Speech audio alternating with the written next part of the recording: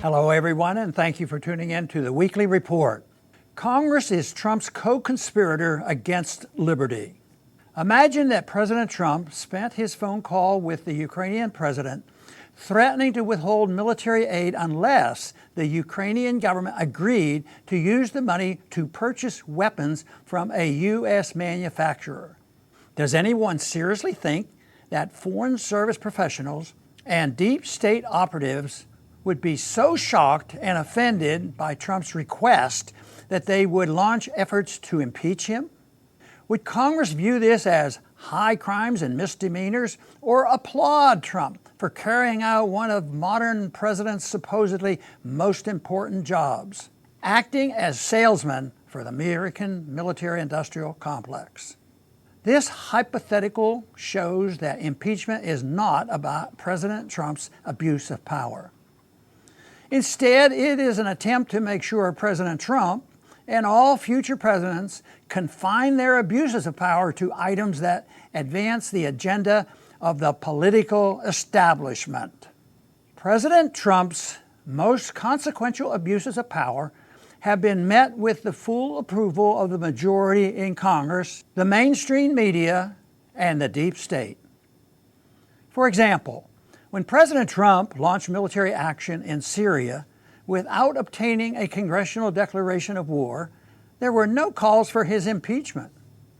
Instead, most members of Congress were perfectly happy to let stand unchallenged President Trump's claim that the 2001 authorization for use of military force, a limited grant of authority to act against those responsible for the September 11, 2001 attacks, gave him the authority to launch military action against a government that had nothing to do with the September 11th attacks. The only times Congress rebukes President Trump's foreign policy is when he speaks favorably about pursuing peaceful relations with Russia or ending U.S. involvement in no-win military conflicts. This hypocrisy extends beyond foreign policy. Many Democrats who claim that President Trump is both a fascist and mentally unhinged are eager to ensure President Trump can continue to conduct warrantless surveillance on every American by reauthorizing Section 215 of the Patriot Act. Trump-opposing progressives in Congress are also eager to give President Trump new authority to violate the Second Amendment.